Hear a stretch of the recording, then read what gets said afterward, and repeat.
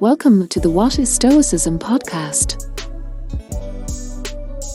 If you're familiar with the work of Kurt Vonnegut, you'll know he had a wonderful knack for crafting beauty out of very simple words. He did this not just in his books, but also in talks, interviews, and conversations. Another source of this beauty, and an example I think is relevant to anyone interested in practicing Stoicism, comes from a letter Vonnegut wrote to Robert Maslansky in 1992. Quote, "I am off to the city tomorrow, Thursday, and then to the outskirts of Chicago, to Harper College, where I will tell my audience about the pregnant woman who asked me in a letter if it was wrong to bring an innocent baby into a world as awful as this one.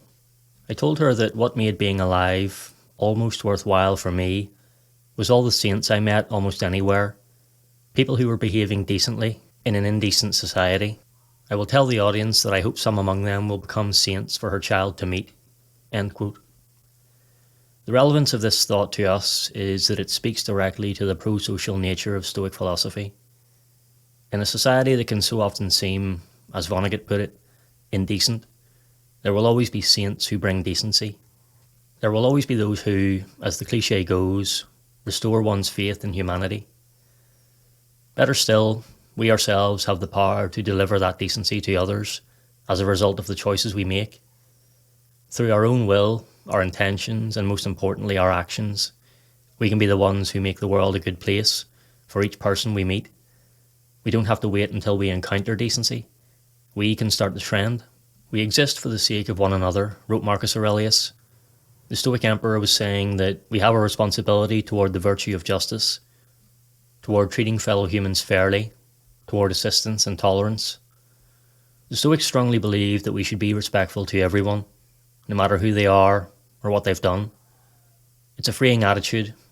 Not only can we refuse to let the malevolent actions of others harm our free will, but we also always maintain the power to love, respect, and help those same people.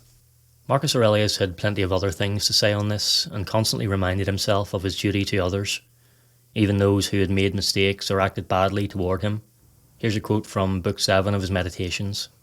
Quote, "It's typically human to feel affection even for people who make mistakes. The feeling is a response to the thoughts that they're your kin, that they're led astray against their will by their ignorance, that shortly both of you will be dead, and especially that he did you no harm, because he didn't make your command center worse than it was before." End quote.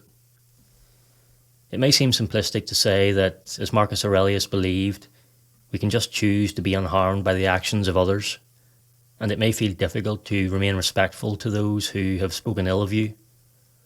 Drawing inspiration from the Stoic philosopher Epictetus, however, here are some short pieces of advice that will help you maintain a respectful attitude and, perhaps most importantly, give you greater peace of mind. 1. Whenever anyone criticizes you or wrongs you, remember that they are only doing or saying what they think is right.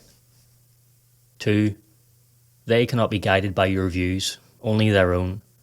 So if their views are wrong, they are the ones who suffer insofar as they are misguided. 3. If someone declares a true proposition to be false, the proposition is unaffected. It is they who come off worse for having their ignorance exposed. 4.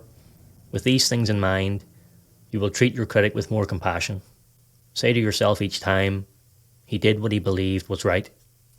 Hanlon's razor is a saying that reads, "Never attribute to malice that which is adequately explained by stupidity."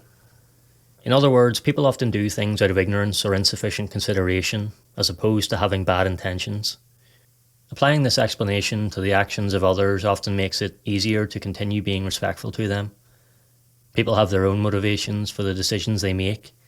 They usually do what they think is right based on the information available to them. Also, remember that those who try to use their status as leverage to demean you can't harm you or what you know about yourself. As Epictetus said, status symbols do not define you. Your character defines you. Quote, "The following are non sequiturs. I am richer, therefore superior to you. Or, I am a better speaker, therefore a better person than you.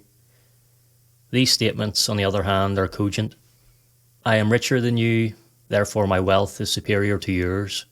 And I am a better speaker, therefore my dictation is better than yours. But you are neither wealth nor diction." End quote. So if someone is doing something wrong today, try to be patient and show them a better way. If you can't do that, then at least bear with them, as you're in the same boat.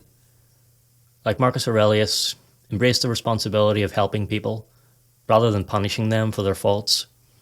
Don't let the misguided actions of one person negatively influence how you treat every person.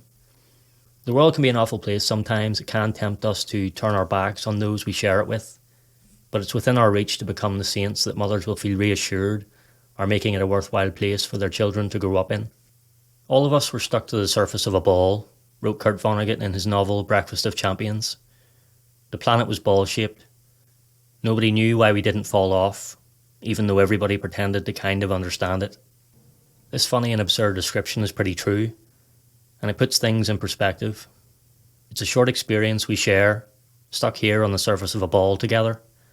We might as well make it a good one for each other. We exist, after all, for the sake of one another.